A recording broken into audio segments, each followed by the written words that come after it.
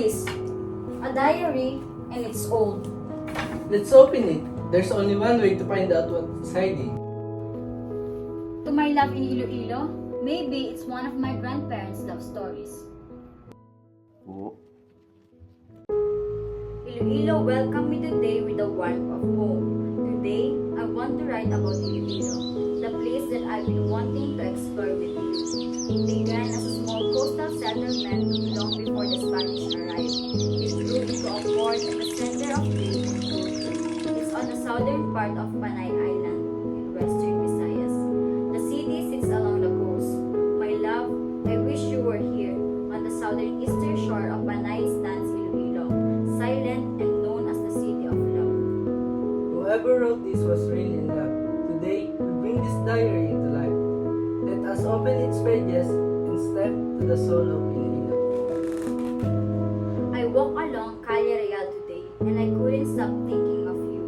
The city was alive with stories. Calle Real is a Spanish term literally means royal street or main street. The old buildings made the pause, look like they've been watching over the city for years. I could almost imagine us here, laughing and exploring together. A small thought crossed my mind. How nice it would be to share this with you someday. The whole street felt like a story waiting to be shared. From there, I took a bus going south and arrived in Tugungan after 50 minutes. A sleepy town in Iloilo surrounded by green hills and clean air. The view had the quality of a painting, wide fields, mountain in the distance, rows of small homes set into the landscapes. A smile came easily and they made the place feel warmer still. I hope one day we can visit here together and make a memory of our home. I continued to ride for another 30 minutes and reached Mercado Church, a UNESCO World Heritage Site, and it felt like stepping into a story older than time. This church has survived centuries of time, typhoons, and wars. Standing there, I realized Miagao is more than history. It is a story you can feel. I kept thinking, I wish you were here with me. The next day, I rode a van for about 4 to 5 hours to Cars, then transferred to a boat for 30 to 40 minutes. The moment I set foot on Gigantes Island, I knew I had entered the hidden gem of Iloilo. The white sand was soft, the water was clear, and the tall rock formation looked like giants watching over the sea. I ate fresh seafood and let the waves wash away my worries. Everything was beautiful, but a part of me wished you was there.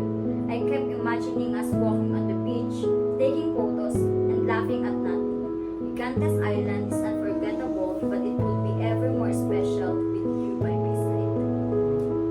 As I about to leave the city, I noticed the streets were alive drums, dancers, and colorful costumes meets.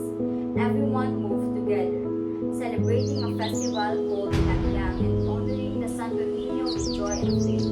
I couldn't help but join the rhythm for a moment. As I wandered through the crowd, I met a friendly local. He spoke in Hiligaynon and told me about life in Iloilo, how fishing and farming keep the city alive. He also explained that the festival started as a way to honor the Santo Niño and to celebrate the Ati people, the original settlers of Panay. I felt like I got a glimpse of the heart of Iloilo. Even as I left, his kindness and the sound of festivals stayed with me. I imagine us listening together, discovering the real soul of Iloilo through his stories. That's how Iloilo City meets the heart of many. With its festival, culture, beautiful sights, and warm welcome. Even though I didn't have the chance to try their famous dish and your Russian culture, I always look forward to tasting it with you. Maybe someday, when our paths lead us back to Iloilo, we'll finally sit side by side in La Paz, sharing one warm bowl of bok choy and creating a memory we'll talk about for years. I know some memories are not made yet, but I'm holding space for them. And this one, this simple dream of tasting bok choy with you, feels like a promise. I wonder who the owner of this diary is.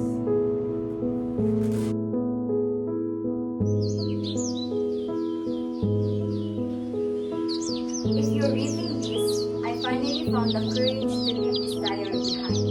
Because this love story is ours. Past, present, and the future we haven't lived yet. I wrote this during my trip to Iloilo, long before we met. And even then, I felt I was writing your name. You wrote this, but we didn't even know each other yet. I don't remember writing this, but this is my handwriting. Love doesn't start when we meet. It starts when our souls recognize each other, even before time catches up.